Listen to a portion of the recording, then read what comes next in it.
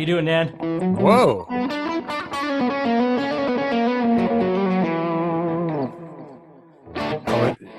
All of a sudden, my ear just went. Yep.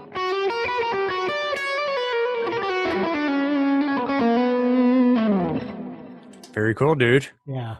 So how you doing? I'm doing great, man. How about yourself? I'm doing great. Good. Guys, thank you for being here. We appreciate you showing up to these live workshops that Steve and I are doing for you. We are currently doing the Creative Soloing Workshop Series.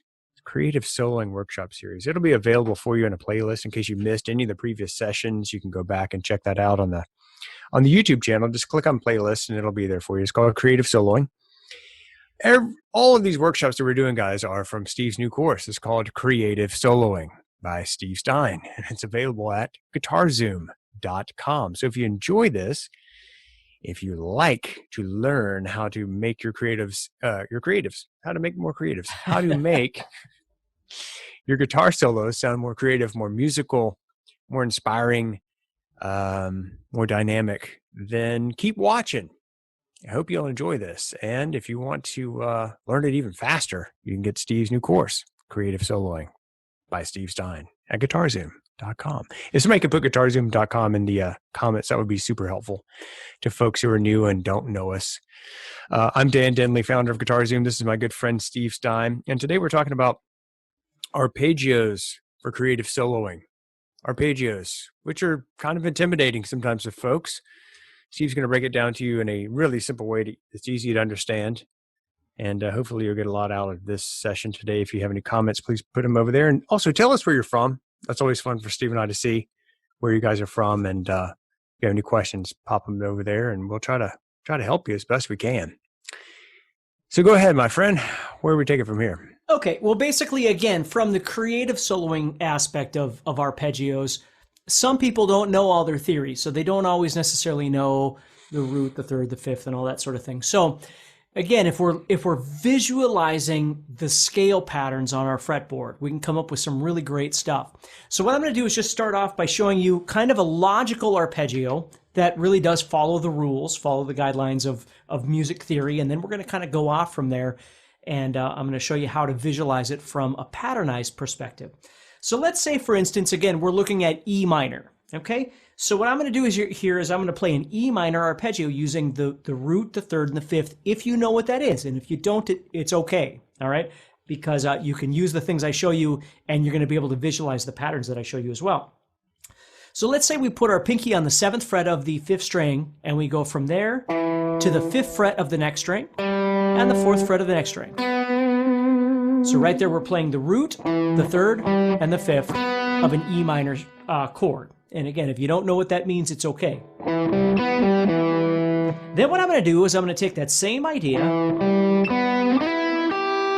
and I'm going to slide into a new position, and I'm going to play those same notes again. I'm playing the 9th fret of the 3rd string, the 8th fret of the 2nd string, and the 7th fret of the 1st string. And it sounds quite nice. And then I'm going to end that by heading up to the 12th fret of the 1st string. So I'm playing the root, the 3rd, the 5th, the root, the 3rd, the 5th, and then the root all over again. Okay? And that in itself makes for a great little pattern that you could learn. For me, it's just not colorful enough. It's just playing the root, 3rd, and 5th. So what I want to do is I want to make it a little more colorful. So if I do this, if I take the first part of that pattern, which was the E and the G and the B, and what I'm going to do is from there, I'm going to think that 2-1-2 pattern idea that I talked about in the last workshop. I'm going to start implementing that 2-1-2 concept into this arpeggio. Mm-hmm. So I'm going from here to here to here. And for now, we've got a single note here and a single note here. And then when I get to the 4th fret here, I'm going to add on my pinky at the 7th fret. And we've got ourselves a nice, fresh new note. So I'm now playing 2 notes on that string. Then I'm going to head over here and I'm going to play the 5th fret of the 2nd string. Okay, now that note right there is E, so I'm playing the root, the 3rd, the 5th, and if you know anything about your theory, I'm actually adding in the 7th right there. And then I'm going to the root, 3rd, 5th again.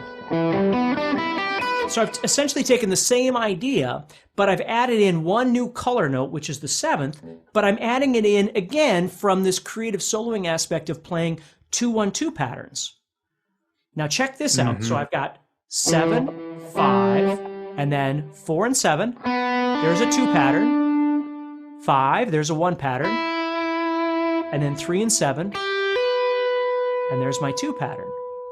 Now watch this. On the bottom, instead of just starting on the E there, I want to spice this up by making it into a 2 pattern. I'm going to add in the note C. So now I've got...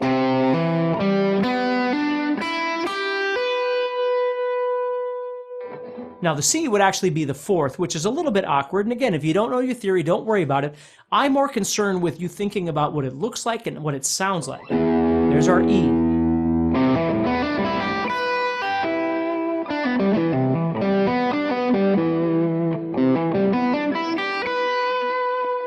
Now I might take and play that.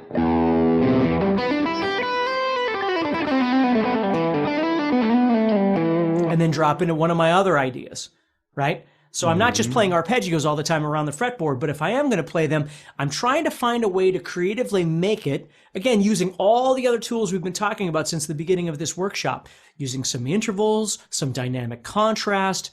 Now we're using these 2-1-2 patterns, right, to make the interval sound a little more interesting, but all the while trying to make the pattern itself comfortable, functional for your fingers. Okay, now when I do that, I'm starting on the note C, but please understand that that doesn't make that my root or anything. It's just a note that I'm playing from the scale itself.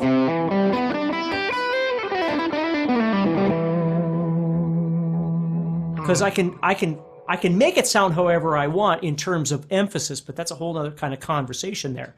But oftentimes when we're learning, we think that just because we're starting with a note, that means that's what key we're in or what chord we're trying to emphasize. And that doesn't necessarily mean that at all. I can certainly start with that C. I'm just not emphasizing that note C.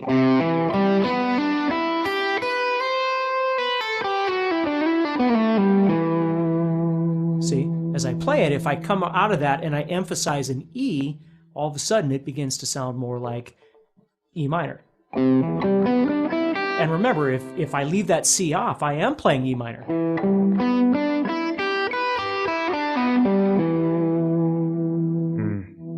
I'm just adding that C for color.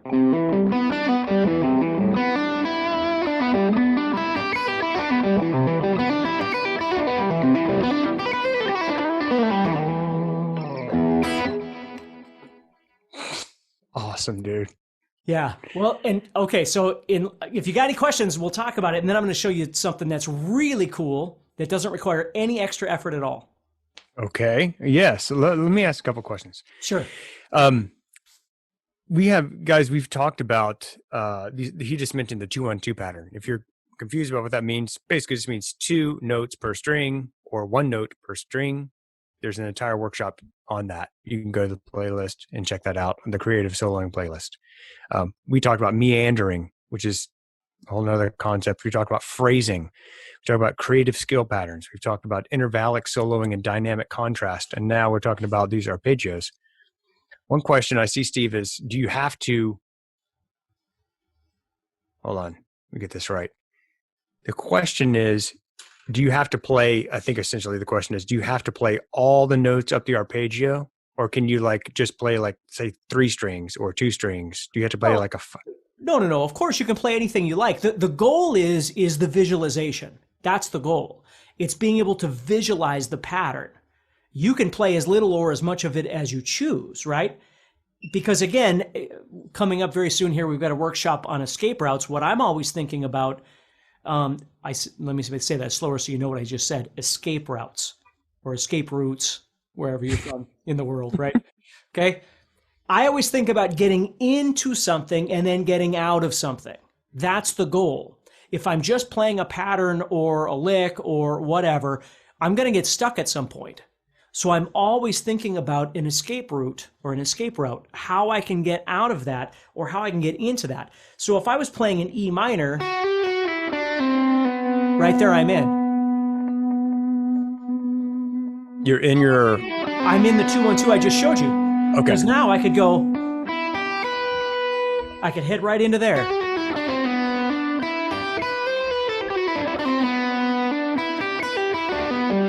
You see, it's sitting right there. 3, 5, or excuse me, 3, 7, 5, 4, 7, 5, 3, 7. I can see it sitting right there. So when I'm playing, right there I lock in and I'm ready to go. Or right there I lock in. But I'm on the wrong finger. Mm-hmm. You see? That's going to screw up what I'm trying to do over there because I'm on the wrong finger. Again, I'm giving away all the escape route stuff, but you get it. So if I wound up on this finger, I would wind up doing what we talked about in the last workshop and going into another 2-1-2 pattern. I'm always aware of what finger I'm on and where I land, of what my available options are at that point in time, you see? Mm-hmm. So if I was playing an E minor, and I'm here, right there on that third finger, I could head over into what we're talking about now. Or I could have head into what we talked about in the last workshop. Mm-hmm. So I'm always conscious of the options that I have available to me depending on how... See, if I wound up on this finger, I can't work over there. Does that make sense? Yes. Makes a ton of sense. Yeah. So you always have to be aware, even though you're working on a particular idea, if you don't wind up on the proper finger on the proper fret, it's going to be hard to execute that idea. Right. So for whoever it was that asked that question, you can move into it any string you want. You can sift into it, but you have to be aware that you're trying to make your way into it. Now, if you're just starting the phrase off with it, you could start it anywhere you want. You might go... See what I did there? So at some point, I shifted out of that arpeggio that I'm showing you right now. Right here, boom, I'm now shifted out. So now what do I want to do? I could play the scale. I could play the 2-1-2. Right? I could go into whatever I want at that point. Mm-hmm. So that's part of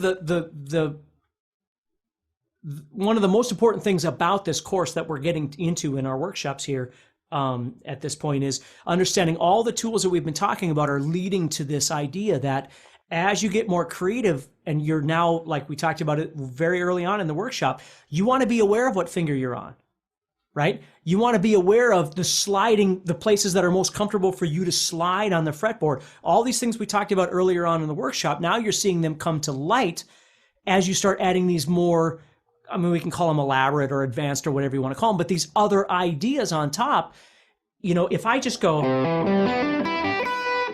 well, then I'm done. There's nothing else for me to do. I finished the pattern, I ran out of strings, and I got nothing else to do.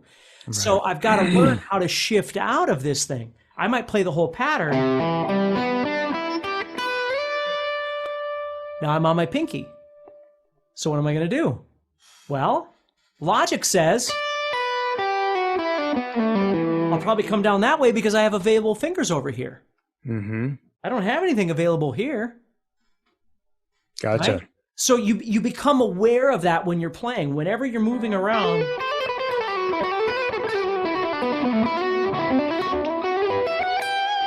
I'm constantly shifting my positions depending on what my mind is telling me that I want to do. If I shift down, again, if I shift down here with my first finger, I've got these fingers available, right?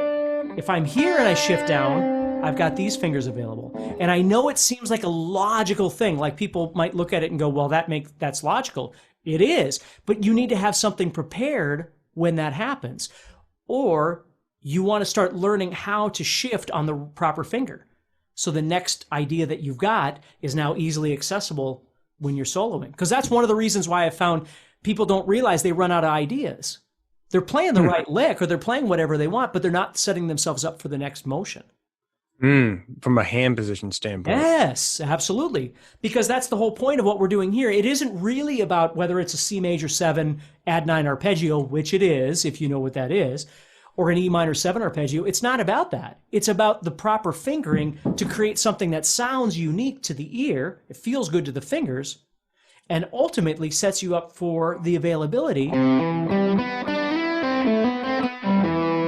of shifting into something else that's creative. Right. That makes a ton of sense.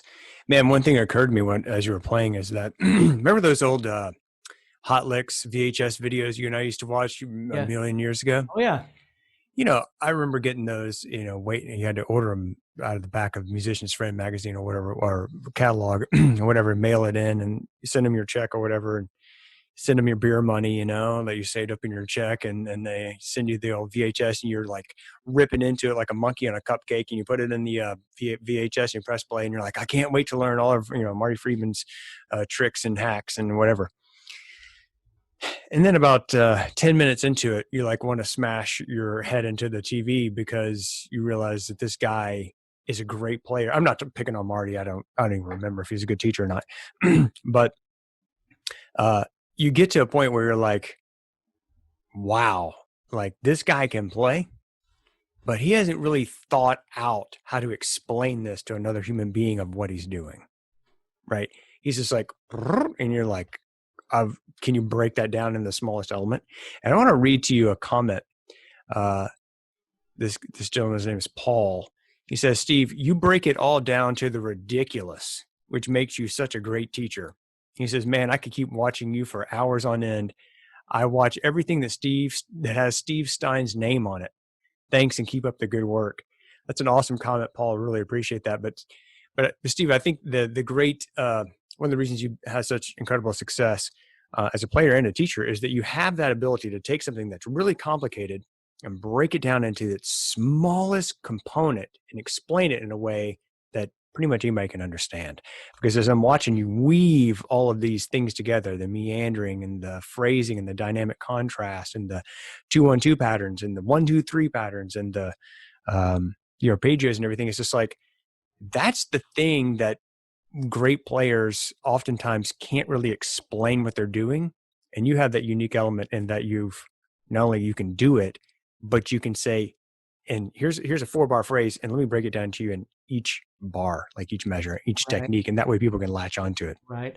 Well, I appreciate that. And I just want everybody to understand that when I'm telling you these things and when I'm explaining these things, it's not that I'm negating the importance of theory, right? Or the importance of technique or knowing what goes into arpeggio. It's not about any of those things. I think all of those things are important. But again, I don't think you have to lump 17 things into the same little square that you're trying to learn. Like right now, the goal is understanding how to move around the fretboard, how to make the fretboard sound more creative, how to connect ideas from one idea to the next. The thought process of why it's working or what it is and things like that, I think those are really important. It's just what I have found with a lot of players is if that's where the brain goes to first, the music doesn't always get a chance to come out. And with music is really supposed to be for the ears, not for the eyes, right? We live in a video age, a digital age where everything's about watching things. But there was a time when we listened. And the whole thing about playing is that I think so many people are waiting to get to some certain level before they can actually learn how to play. Like they have to know a certain amount of information, or they have to have studied a certain amount of, spent some number of hours of playing scales or something. And none of that is true. It's all important. It's all important. But there's no reason why you can't learn how to make music creatively without having learned all of that first. Mm-hmm. It all can kind of work hand in hand along the journey, as much or as little of each one of those things as you want. You think of people like Eddie Van Halen, who admittedly can't tell you anything about anything when it comes to logic, but he plays amazing, right? And that doesn't make him better than the player that knows what they're doing. It's never about comparisons. I'm just saying that I think it's very feasible to learn how to play creatively, learn how to solo, make your phrasing sound authentic, make your playing sound authentic, and not have overanalyzed every single thing that you possibly could do with that situation before you actually try to do it. Yeah. You learn to play while you're learning about playing, if that makes sense. You learn to play while you are learning about playing. That's right. You know, you learn by doing. Yeah. And that's what I want people to do is if you can turn on a jam track and you can, you know, in E minor or whatever key you're soloing in, right? And you can learn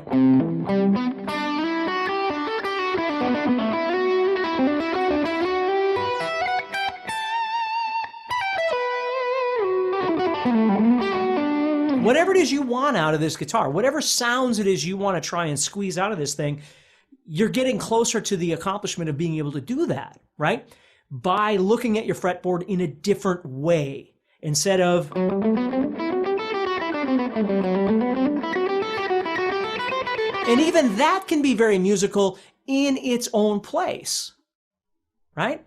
I mean, there's nothing like in the beginning, we talked about how to try and make our scales not sound like we're just playing a scale.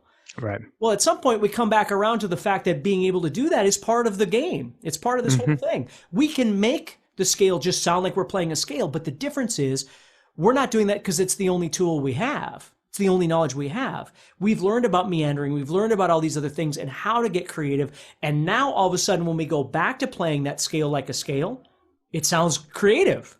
Right. You see? So it kind of brings it full circle. I love it. Awesome, dude. What else you got for us, man? Well, I think, I was going to show you the one secret little thing here that's super. Oh, yeah. So if I was to take this thing that I just showed you, playing 3, 7, 5, 4, 7, 5, 3, 7. Now I'm in E minor / G major, right? If I took that exact same thing and I moved up to the 10th fret and did the exact same thing.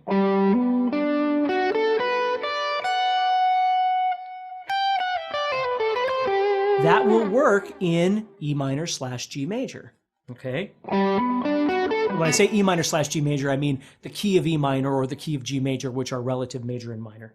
And if you know any modes, it fits into all that. But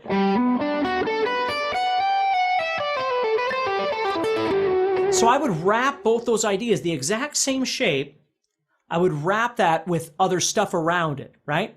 But I'm able to visualize those two shapes. So it's a really great way of, you know, think about G in your head.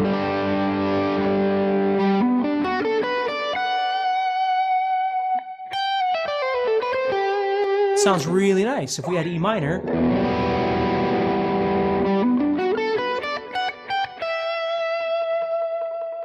See, again, it sounds really nice.